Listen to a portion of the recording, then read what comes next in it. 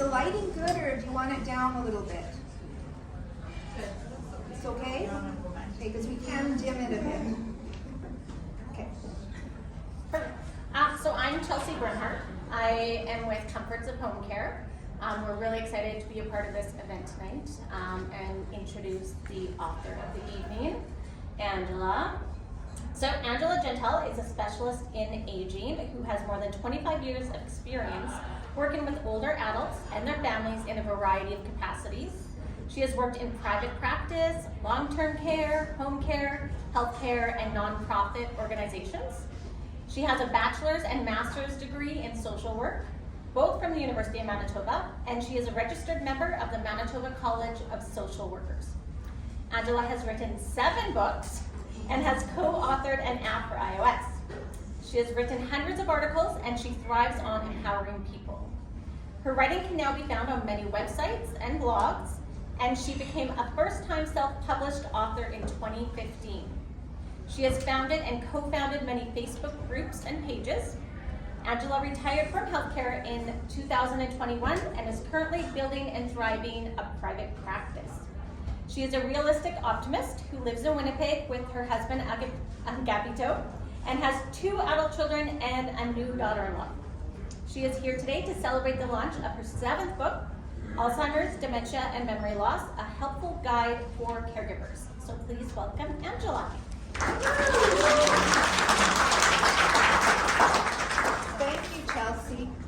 Can everybody hear me, or should I be louder? It's good? Everybody can hear okay? All right. So welcome, family, friends, guests, and esteemed guests. I would like to thank you all for coming out tonight. A special thank you also to Comforts of Home Care for sponsoring this event. Thank you, Chelsea. Please make sure to help yourself, and we will have drinks as the evening unfolds. And thank you to Duncan, who's not here, but from Smitty's for helping me organize this event. So January here in Canada is Alzheimer's Awareness Month. To acknowledge this important campaign, I wanted to not only hold my book launch during the month of January, but I also wanted to hold a fundraiser. I will donate $2 for every book sold tonight to the Alzheimer's Society, plus there are many other ways you can financially support this organization. And I have a table over here which you can check out. Thank you to those who donated prizes tonight. There's one more on the way. We've got Leroy from Carefree Concierge and Cramp Chiropractic, and Gentle Angel Treasures, which is a little hobby business that I have that I sell jewelry and gifts. We will have a draw at the end of the presentation, so please make sure you've entered your name in the draw. Does anyone need? There will be another chance if you haven't done it yet. So to prepare for this event, I watched the recording of my very first book launch, which was back in April of 2016. And some of you were there. It was held at the McNally Robinson Booksellers, and it was for my first book called Caring for a Husband with Dementia. I am proud to say that it was also sponsored by Comforts of Home Care, so that was kind of interesting. And now I'm proud to say that 7 years, almost 8 years later, I have actually published 6 more books since this, so I surprised myself. So Alzheimer's, Dementia, and Memory Loss is a totally revised, expanded, and enhanced version of my first book. There are so many people to thank that were involved in the creation of this book.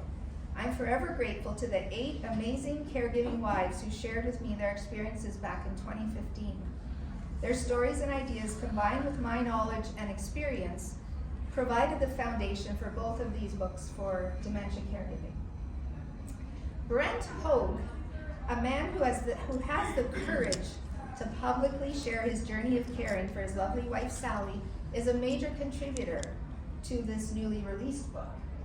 His contributions were so significant that I put his name on the front cover. Brent could not be here today, but I want to say thank you to Brent for helping me to bring this book to the next level. Many other important people are here tonight. Little did I know that it takes a team to write a book. As I've said before, writing and completing the first draft of a book is the easy part. Everything that happens after that is the hard part. From the bottom of my heart, I thank all of my friends and family and hired professionals who helped me get this book off the ground. Without your support, time, and dedication, this book could not have been possible.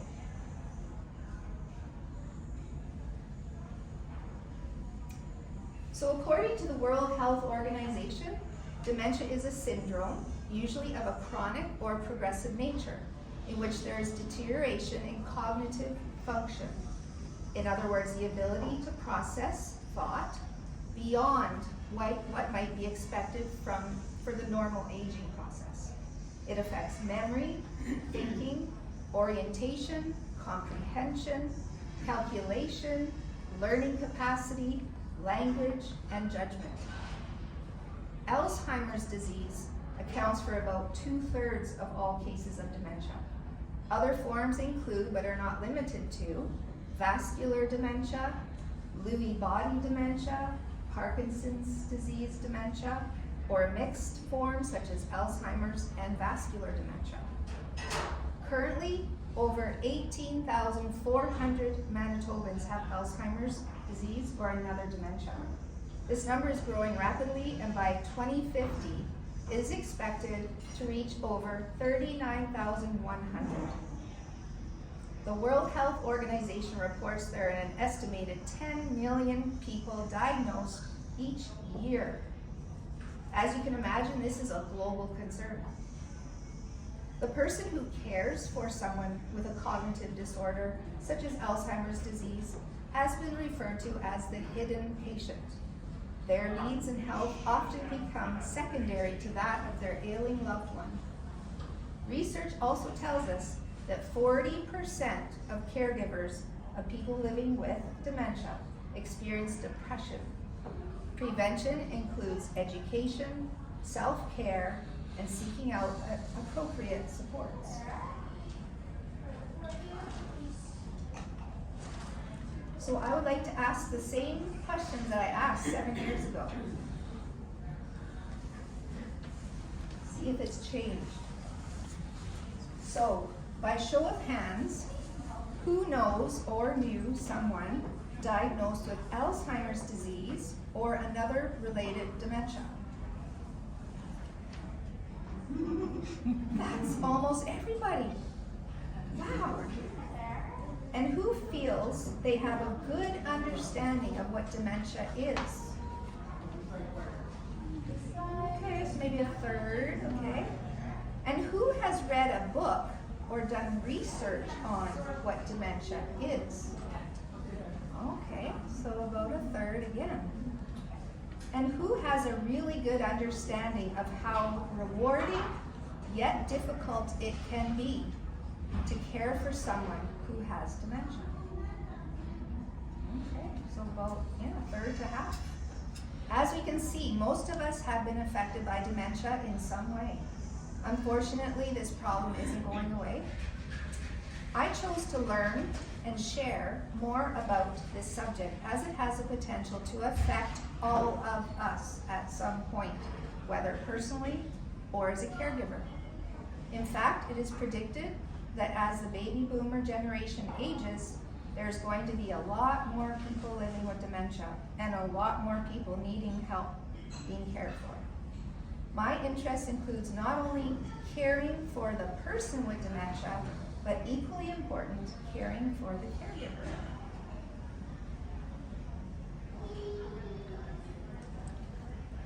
When a loved one is diagnosed with a terminal illness, it is devastating. The well spouse or the other family members often becomes the primary support and caregiver to the one who is ill. At the same time, the family member is dealing with personal issues of grief and loss. Some have called it the long goodbye. The journey of caregiving starts with a diagnosis, but in the case of dementia, the journey can start months or even years before the official diagnosis. My books are helpful. They're helpful as a companion to the person who is looking after the person who has dementia. A companion for the caregiver. So Caring for a Husband with Dementia was by far my biggest seller. As of this date, I had 50 ratings on Amazon with an average of 4.5 stars out of 5. So I know this book has been helpful. Over the years, I've had people asking me, where's the book for us husbands? Or, where's the book for me? I'm the child of a parent with dementia. So, what I decided to do was find a man who was a caregiver to his wife who had dementia. I found one man who was willing to do this. We worked together for a while, but he was unable to complete his task. So I had to go on my search again. So finally, I found Brent Hoag, and he's a member of an online support group I co-founded. Brent is a prolific writer and was freely sharing his experiences with others online, so he was more than willing to help out. The hard work began for the completion of Alzheimer's, dementia, and memory loss. On the back cover of my new book, I indicate that this first aid kit will help you address many concerns and questions you may have. And it has been dubbed the quintessential survival guide for caregivers. It has been said that because I am a clinical social worker and therapist, reading my book is like having 1 year's worth of counseling for a tiny fraction of the cost. The information contained in this book can be empowering and help give the reader concrete answers and solutions. The book helps out with mapping out what may be coming and how to deal with what a person is facing now or what future difficulties they may encounter on their caregiving journey. My words and those words of others who have been there can help the reader find words and feelings that help define, validate, and normalize their experience. There is a bit of a cautionary note though, because it's not an easy read for some people. I take the care partner from coping and dealing with the earlier signs and symptoms of dementia right through to the end stages, including the common behaviors that are difficult, the long-term care placement, grief, loss. Some chapters can be left for another time. This is like a bedside Bible, as termed by one woman. It can offer much needed comfort and support. One of the overall goals of the book is to encourage caregivers to keep themselves healthy, mentally and physically. Because as we know, if the caregiver is not well, then it results in 2 people who need to be cared for. And there's Brent. So what's new for this book? So again, it was self-published through Amazon KDP, and it's a non-fiction educational self-help style of book. It's also part workbook. That's similar to my first book. But in this book, there's 210 pages. That's 30 more pages than my first book, and it's comprised of 21 chapters, which is, it includes an additional 5 chapters than the first. So the book has been written to be inclusive of all genders, and I use the terms they, them, and their to refer to all gender identifiers in both singular and plural forms. This is to lessen the complication of needing to use him, her, she, he, etc. I also use the terms, these are big words, neurocognitive disorder and cognitive disorders to describe dementia and other related conditions to reflect the change of language amongst medical professionals. The term major neurocognitive disorder is another term used for dementia, and mild neurocognitive disorder is a term equivalent to mild cognitive impairment. There's no test after this, don't worry. My new book has been enriched with the experiences of and tips from an experienced, well-read caregiver. Brent Hoag. It's also topped off with the added benefit of the additional 6 years of my knowledge and experience as a geriatric mental health clinician.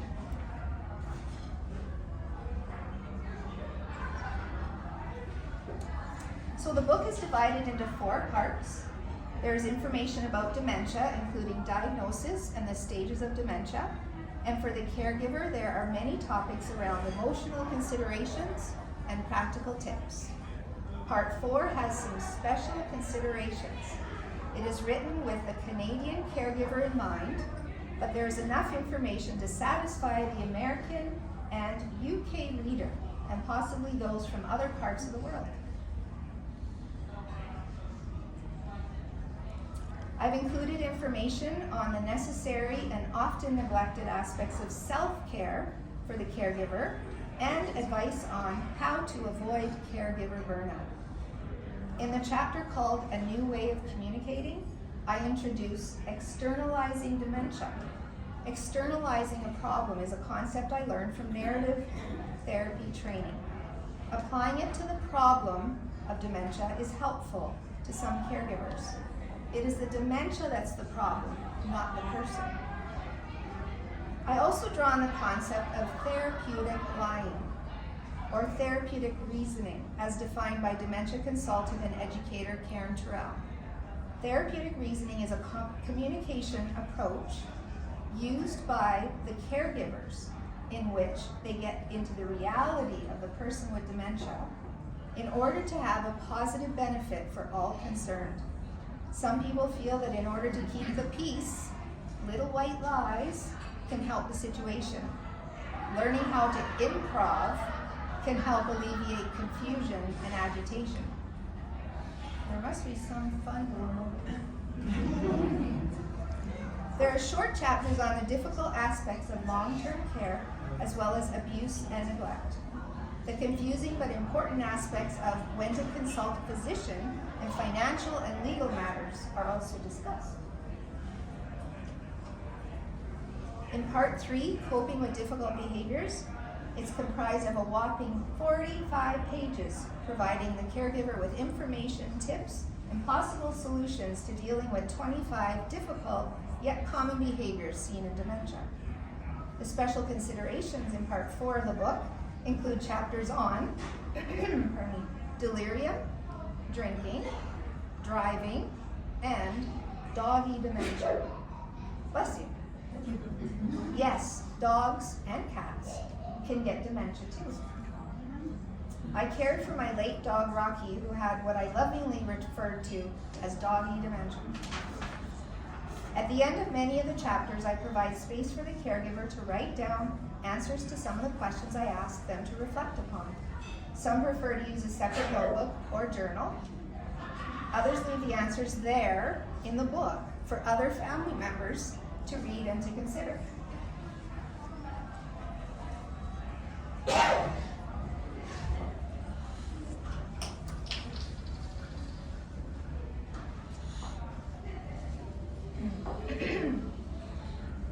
As you read, you will notice I refer to other resources, organizations, professionals, and authors. In the chapter on understanding caregiving, I refer to Dr. Eric Pfeiffer's work on the stages of caregiving. Becoming educated on the caregiving journey is helpful in that people can see where they are coming from and where they are going. It is comforting knowing that Dr. Pfeiffer has determined that the dementia caregiver often emerges stronger and more capable than before the caregiving experience. Throughout the book, I give the reader key internet search terms. For example, if you're looking for legal advice for older adults, and you can try searching Legal Guide Seniors, and then you add your province or state or city or whatever. Knowing what terms to use when you are looking for information is half the battle. At the end of the book, you will find a fine selection of books in my recommended reading list and contact information to 6 resources and organizations.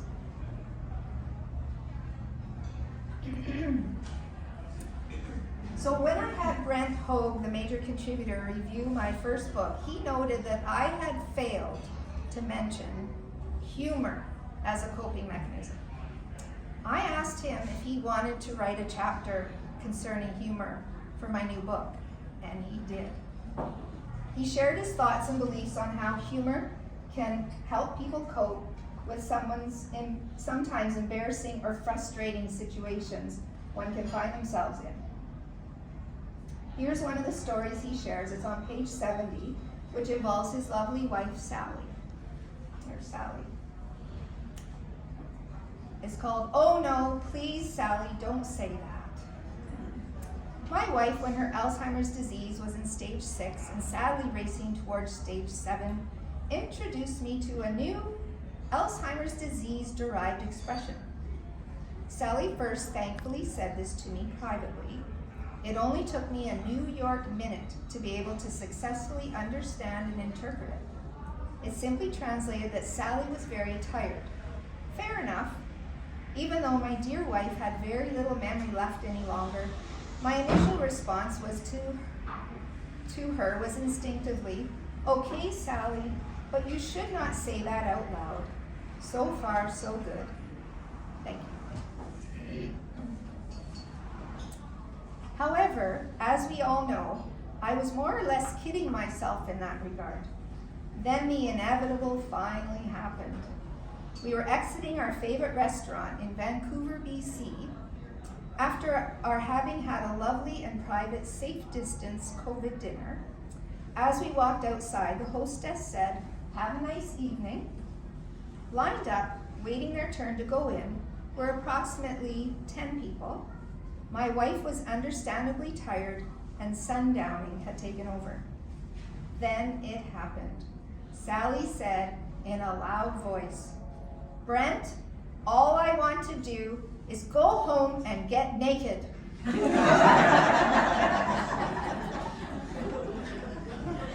Time stood still for me. The young hostess looked shocked, as did most of the lined up people who were suddenly looking downwards at the ground in their apparent effort to avoid making eye contact. One lady actually laughed out loud. Once inside our car, I slightly recovered, smiled, and then chuckled. And there's lots more stories. So he also shared a beautiful poem he wrote on ambiguous loss that tugs at the heart. It has been made into a song and is now just this week available on YouTube. It's called "Sail On." I'm going to try and play it now. If our technology gods are with us, it will work. So this is about ambiguous loss, when you're losing someone that's physically still there, but psychologically they're fading away.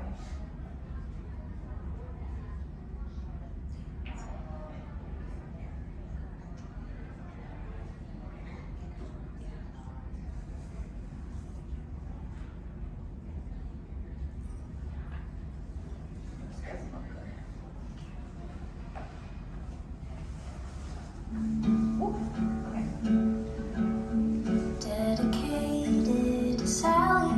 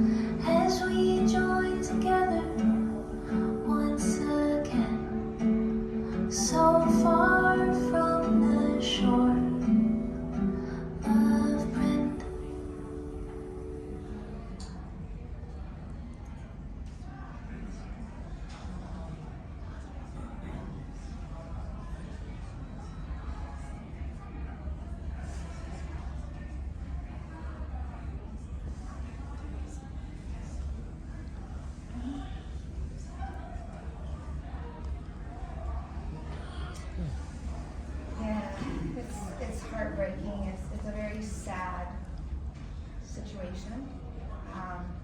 His wife right now is in a very high secure like psychiatric facility, so she's becoming very difficult for people to manage, and he's struggling right now. She's at the late stages, so it's sad. So who will benefit from this book? Well, this book will benefit all caregivers and those who provide assistance to people with Alzheimer's, dementia, or memory loss. So how to use this book? Well, I would recommend to take it in small doses. You don't have to read it all at once, but you can if you want. Pick and choose the chapter that speaks to you. Look through the chapters and see what is needed. Perhaps it functions as a first aid kit if there's something going on that you need that information for right at that moment. Anything that's going on that causes concern or stress.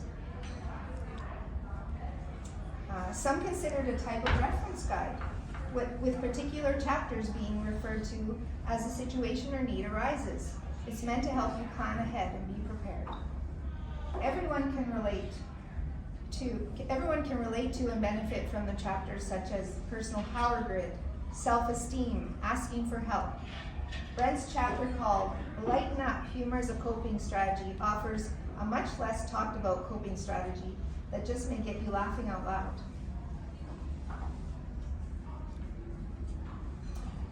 So that's the end of my formal presentation. Thank you for listening. So after a short question period, I have a few announcements that we will have, and we will have the door prize draws. Is everybody got their name in? Okay, you can work on that. And I have a few announcements, and then we will have the door prize. So, and then we're going to talk about, I'm going to be over there to sell books. I have a few of my books over there. The newest one is $20, and there's the Caring for Husband with Dementia, which is $10, and then I think the other are $22 and $20 and $10. So in that price range. I take all kinds of payment, by the way. And then if you want to donate to Alzheimer's Society, above and beyond buying a book, which I donate $2 for each book sold tonight, you can either put cash in here, or you can put it in the envelope, take it home. And there's also online, you can take a picture of that donation page, it goes to my page. And then you can visit Chelsea's table here with her Comforts of Home Care literature and talk to her about home care. All right, so is there any questions? Is your book available in an e-format? Yes, actually. A lot of my books are in ebook format. So these two in particular are definitely in ebook format, and they're cheaper than the paperback. And they're for Kindle, and they're available on Amazon. Has anyone in your family had a diagnosis of dementia? Yeah, so other than my dog, Rocky, quite a few years ago, two of my grandparents had dementia. My grandfather started off with Parkinson's, and then he ended up with Parkinson's disease, dementia, or Alzheimer's, I'm not sure which. I was so new to home care at the time, I wasn't really understanding all that jargon at the time, but he had dementia at the end. And then my dad's mom had some form of dementia. She was in a nursing home at the end there, and she didn't recognize me, and that broke my heart. So I don't have a lot of experience personally, but a lot of experience with clients and families.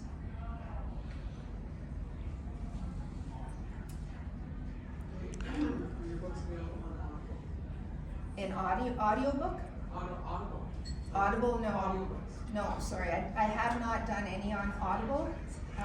It's quite expensive, and I've entertained the idea, but I don't think my type of book, it's more, they're niche books.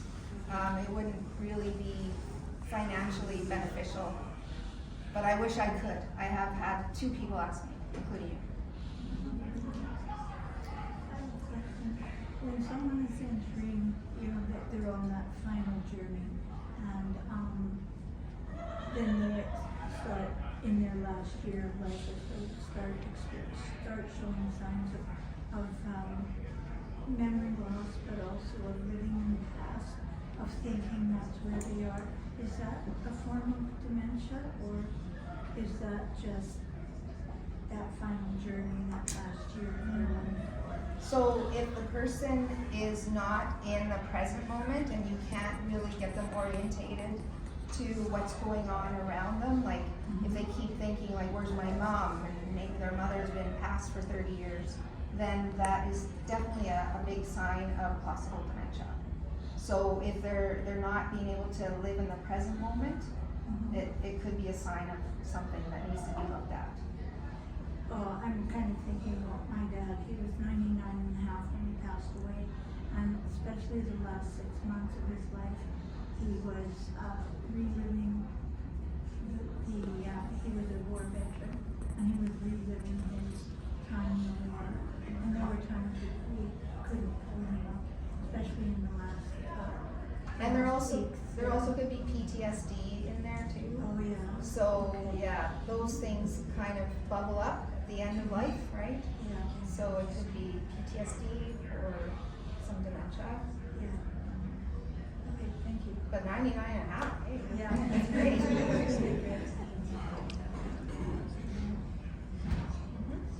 With all the things to consider when you're writing a book, how do you decide on the cover design? Oh, okay. So this book, interesting story. So Brent wanted me to do the first aid kit. He wanted it to be bright red, and like he wanted everyone to see it as a first aid, like really loud and bold. But I told him, well, I'm not that type of writer. I prefer more subdued, calm. I look at it more like something to be soothing, not to be in your face.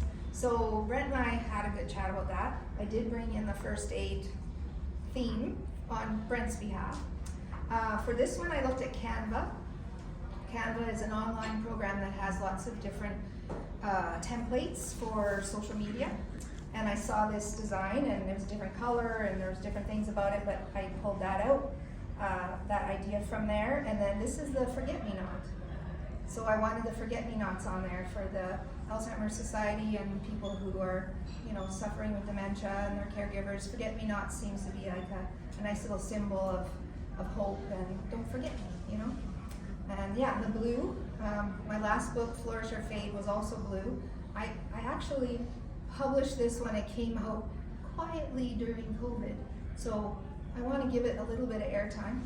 That's a guide to total well-being for women at midlife and beyond. So it's kind of a more positive self-assessment tool of how to grow and flourish in your older years. Okay. I'm too tired. What's that? I think I'm too tired to grow and flourish. Well, you're here. Any other questions?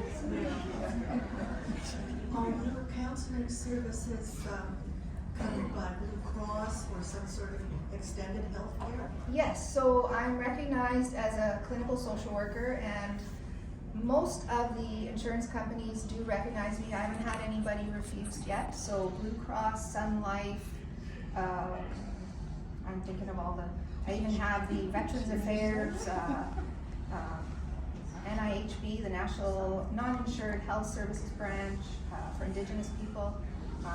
Yeah, I'm pretty much covered.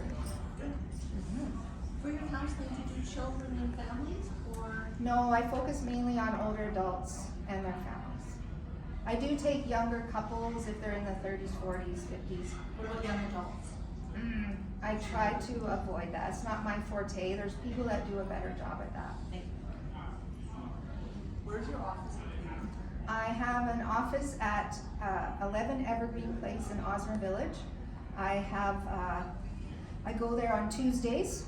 I have the space one day a week, but on the other days I do home visits, virtual, telephone, and yeah, I pretty much make myself very accessible.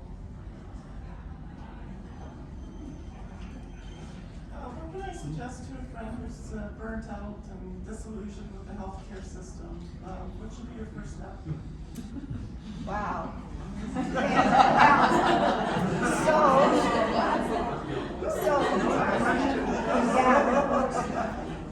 So the first thing I would do if they know there's a diagnosis of dementia, if they haven't already, contacted the Alzheimer Society because they have a good program called the First Link, and they provide lots of education and tools. If they've done all that and they're still not getting anywhere, myself as a counselor, I'm a good person for them to call to help them through some of the navigating and all the emotional stuff they're going through. Home care, they might find some home care assistance, like from Comforts of Home Care, for example. They might find that helpful if they're feeling overwhelmed and they don't know what to do. Picking up my book, that would be a great tool as well for someone who's not sure where to start, what to do. Does anybody else have any other suggestions? Talking to the doctor, of course, if that hasn't been done already. If you're admitted to the hospital, we're talking to the social worker. We had to do that yesterday, actually. Okay. There was a patient who he had surgery, but he was afraid to go home because his wife had dementia at home, and he was the one that was the primary caregiver. And he's like, what do I do? Exactly. Of course, I just came just to visit students, and Yeah. then we did have a good conversation. He was contacting the social worker. Yes, a social worker in the hospital. And healthcare is involved. Yes, and get home care involved, yes. Well, I've got a situation where my sister is dealing with her mother-in-law that the rest of the family is in denial. And she's trying gently to bring it to their attention, which they don't want to hear about. So she's asking me, and I said, well, this is perfect timing because I'm coming here tonight. I'm going to buy your book. But, you know, it's just treading very gently. But there's definite need for help there. But the sons and the husband are in denial. And she doesn't want them getting upset with her. So I did what you mentioned, like call the Alzheimer Society, you know. She's asking, well, can I call the doctor? I'm the daughter-in-law. I said, I don't know how far you'll get with that, right? But that's a tough situation. Yeah, those situations are, like, if there's one family member that's seeing what it is for what it is, and then the other family members are in denial, or they're just not, for some reason, they're coping by not seeing it, that's the toughest thing for everybody. It's tough. Is there an option for that? Those kids that don't know, like, are in a different space with their mindset on this, to have the mother come stay with them? Well, right now they're going to Florida, and they're spending a lot of time at Florida, the husband and wife. And they're only coming back for 6 days next week, and they're trying to say, maybe take one to the doctor, but 6 days isn't enough time, and he's just not making it happen. But, yeah, that's another good point too. I think he's obviously seeing it, but they're just trying to protect her, or just how they're gonna deal with it. So I'm here too to help my sister to get messages to her kids too. Yeah, I hope they see it soon. All right, well, I think we better cap off the questions. That's awesome. Thank you very much for all your questions. If you have anything else, you can come to me later. And so we can do the draw now. Are all the, and I see David in the back there. Thank you for coming by. There's one more prize here.